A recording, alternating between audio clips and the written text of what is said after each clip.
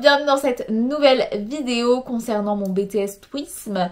Je vous avais fait une vidéo descriptive du BTS et vous m'avez posé différentes questions et comme je vous avais dit que je ferais une FAQ en reprenant les questions qui revenaient le plus souvent, eh bien c'est ce que je fais aujourd'hui. Donc j'espère que vous trouverez toutes les réponses à vos questions dans cette FAQ et si c'est pas le cas, je suis toujours disponible pour y répondre, que ce soit sur Instagram ou en commentaire. Voilà, on est parti.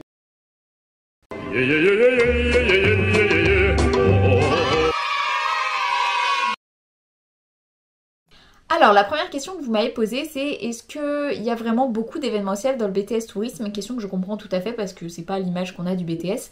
Et moi j'ai vraiment trouvé que oui, et j'ai trouvé qu'on allait assez profond dans le sujet, genre vraiment on apprend vraiment les techniques. Alors je pense que ça reste les bases, hein. Vous devez voir plus si vous allez en licence pro événementiel, mais par contre on voit voilà toutes les étapes de construction d'un événement, on voit par exemple comment organiser un festival, ça on l'a étudié, suivant le nombre de gens que vous accueillez, toutes les autorisations qu'il y a à demander, les personnes qu'il y a à prévenir, les demandes à la mairie, tout l'aspect aussi où est-ce que vous trouvez du financement, les manières d'avoir des financements pour créer des événements, même créer une demande de financement, genre même ça on a dû le faire. Enfin vraiment moi j'ai trouvé que ça allait assez loin. Je sais que après j'ai fait un stage dans l'événementiel en Irlande dans un château qui faisait vraiment beaucoup d'événementiel et franchement je savais déjà la plupart des choses et j'ai été chargée d'énormément de missions que j'ai pu réaliser grâce à ce que j'avais appris au BTS. Donc franchement oui, ça va assez loin. Et même aujourd'hui où je suis diplômée, j'ai des amis qui sont diplômés du BTS Tourisme qui travaillent dans des entreprises événementielles et qui ont uniquement un BTS Tourisme et qui s'en sortent très bien. Donc franchement oui, si vous êtes intéressé par le BTS, si vous êtes intéressé par l'événementiel, vous trouverez votre bonheur dans le BTS. Après, peut-être que pour obtenir des boulots vraiment dans l'événementiel, vous aurez besoin de continuer en licence pro événementiel, mais en tout cas oui, il y a beaucoup d'événementiel en BTS Tourisme. Deuxième question, c'est est-ce qu'il y a besoin d'avoir un ordinateur? Alors oui, et je dirais même une imprimante. Alors les ordinateurs, en fait, si vous demandez, normalement on vous dira non, c'est pas obligatoire dans le sens où vous en avez à disposition normalement dans votre lycée ou dans votre établissement de formation. Mais franchement, il y a tellement de choses à faire à l'ordinateur que vraiment vous en aurez besoin d'un. Et au niveau de l'imprimante, c'est mieux aussi parce que vous allez avoir des tonnes et des tonnes de choses à imprimer. Et en fait, le fait que vous pouvez souvent les imprimer au lycée là, mais le problème c'est que, alors déjà il n'y avait jamais de feuilles chez nous, alors oui on pouvait en emmener nous-mêmes mais alors elles se faisaient voler, puis il y avait des cartouches d'encre, elles étaient jamais bonnes, à un moment l'imprimante elle crochetait les feuilles, enfin vraiment deux fois elle marche juste pas. Je sais que c'était très compliqué de compter sur les imprimantes du lycée et en plus vous avez tellement de choses à rendre à la seconde que souvent vous terminez un peu à râler pas crête du temps quoi. Donc devoir prévoir du temps pour en plus aller imprimer ces trucs au lycée c'est vraiment compliqué. Donc le mieux c'est si vous avez une imprimante. Après forcément si vous en avez pas vous survivrez quand même. Par contre au niveau de l'ordinateur si vous en avez pas c'est vraiment chaud parce qu'il y a énormément de choses à faire à l'ordinateur. Ensuite, l'important parce que là j'ai fait mes petites recherches pour pouvoir vous amener tout ça. Vous m'avez demandé si je pouvais vous donner des exemples de devoirs à rendre. Alors, je vais vous donner 4 exemples différents de 4 matières différentes. Mais par exemple, genre en gestion, on avait beaucoup de devis à rendre. Bon, je sais pas si vous voyez à peu près ce que c'est qu'un devis, mais en gros, on va vous dire donner le devis pour un séjour pour 2 personnes au camping avec tant d'activités et vous avez plein de petits documents avec tous les prix de chaque activité. Vous devez les mettre les uns avec la suite des autres. Après vous devez calculer la marge de l'agence, la TVA, les trucs comme ça. Donc c'est vraiment des maths et tout. Mais ça peut être un devoir qu'on peut vous demander de rendre. On nous avait demandé de rendre un dossier de congrès pour une ville. L'histoire était qu'on travaillait dans une entreprise qui voulait faire un congrès. Et on voulait savoir quelle était la meilleure ville à choisir. Et donc, en tant que personne qui travaillait, qui était chargée de ça dans l'entreprise, on devait réussir à trouver... on se concentrait sur une ville, on avait une ville chacun. et on devait réussir à trouver tous les trucs intéressants autour de cette ville concernant les congrès. C'est pas clair du tout ce que je dis, mais en gros on devait faire un dossier où dedans on mettait le nombre d'hôtels que concernait la ville, enfin que avait la ville, leur classement par étoile, la restauration, les transports en commun, est-ce que c'était pratique, comment est-ce qu'on accédait au palais des congrès, le palais des congrès comment était grand, le nombre de salles modulables, est-ce qu'on avait un service qui était à notre écoute pour nous permettre d'organiser notre congrès, l'environnement de la ville, le tissu économique de la ville, l'image de la ville, les activités touristiques de la ville, enfin plein de trucs comme ça pour dire pourquoi c'était cette ville-là qu'il fallait choisir. Donc ça c'était aussi un gros travail à rendre sous forme de dossier. Souvent on avait une semaine pour faire ce genre de choses. Ensuite, j'ai 3 exemples que je vais pouvoir vous illustrer. Ça, on avait eu une semaine pour le faire aussi, mais c'était assez court. En fait, on avait un programme pour une escapade à Milan. Et on a dû faire le tableau synoptique. Donc ça, c'est un peu quand vous organisez des voyages, faire un tableau derrière. Alors ça, c'est la correction, je crois, donc c'est pas moi qui l'ai fait.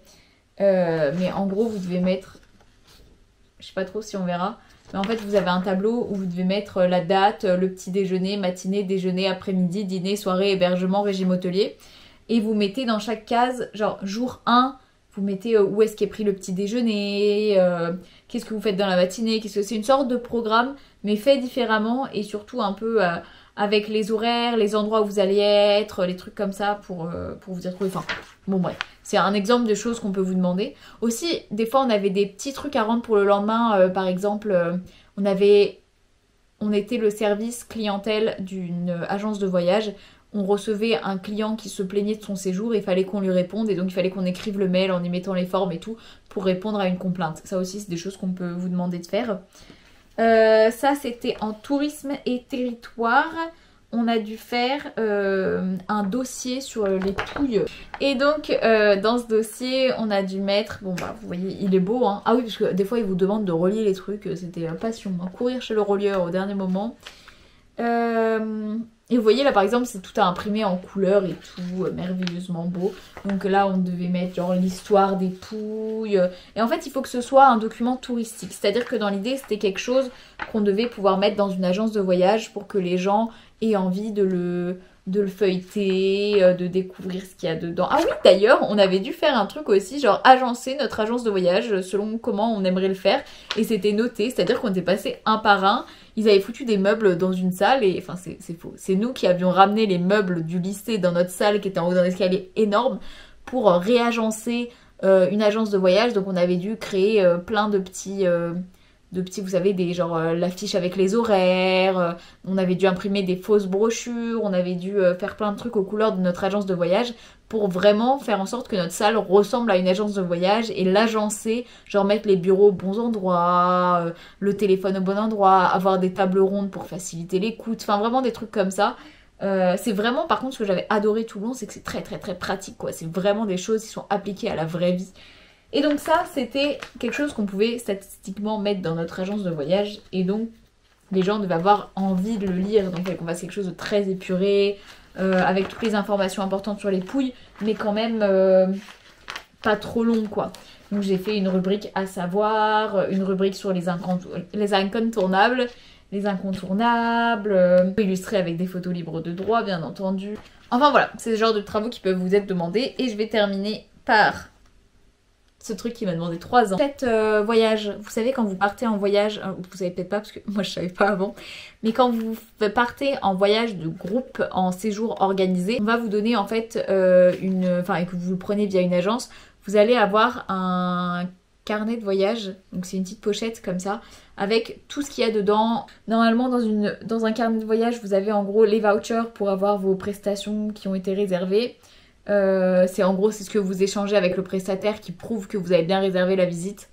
Vous allez avoir les billets d'avion, les étiquettes bagages, un guide sur la région. En fait, il faut à la fois qu'il y ait tous les éléments techniques pour votre voyage et aussi tous les éléments qui peuvent... Parce que ça va être la première chose que vous allez avoir de votre voyage, quoi. Le premier vrai truc qui va vous dire « Oh, je vais partir !» Donc il faut qu'il y ait un certain nombre de documents qui vous commence à vous faire voyager avant même que vous y soyez.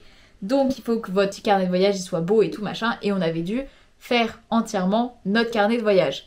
Donc, on avait pris la pochette, vous voyez, il faut faire il faut inventer une agence, faire le petit logo de votre agence.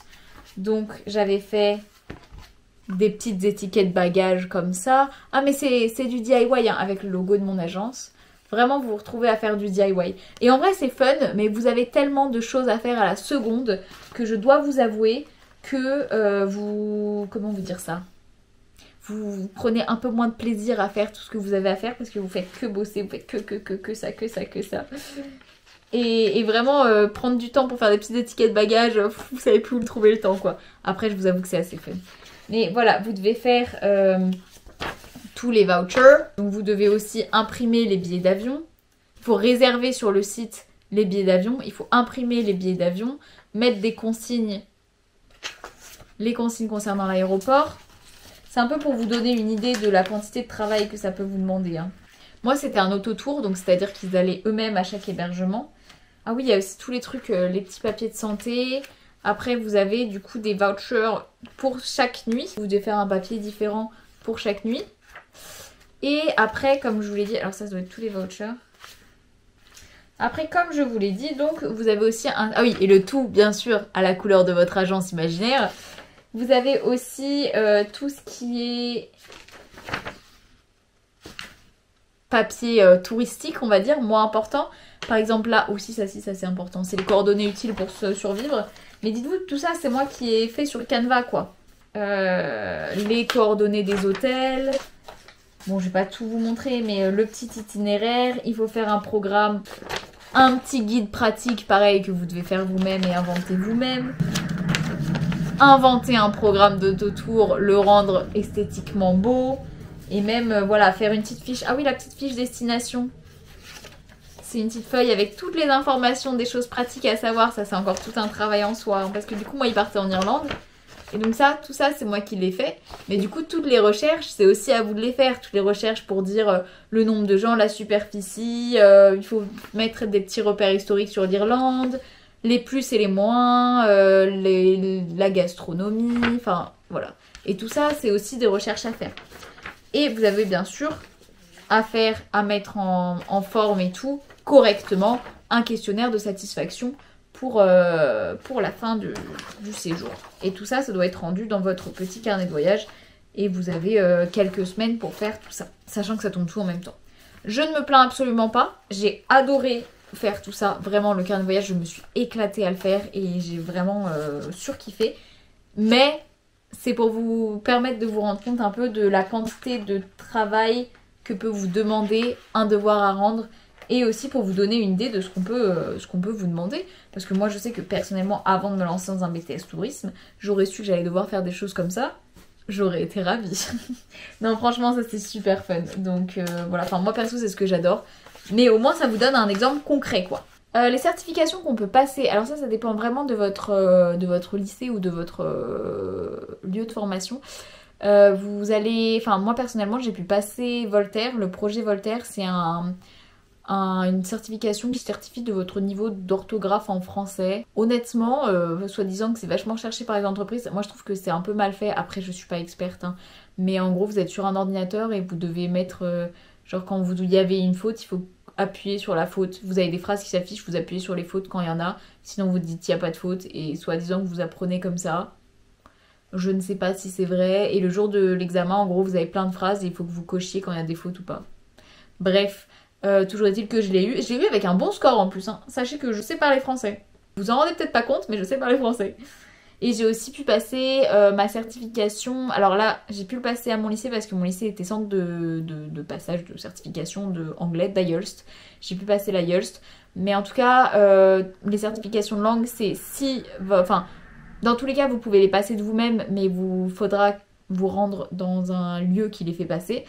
Ça coûte assez cher pour la plupart et elles sont pas obligatoires. Voilà. À part une qui est Pix, et vous m'avez posé une question sur Pix, c'est qu'est-ce que c'est que ça ? Et est-ce que c'est obligatoire? Donc oui, Pix c'est bien obligatoire. C'est une certification qui certifie de votre niveau informatique. Alors je vais vous lire ce qui est marqué sur le site de Pix.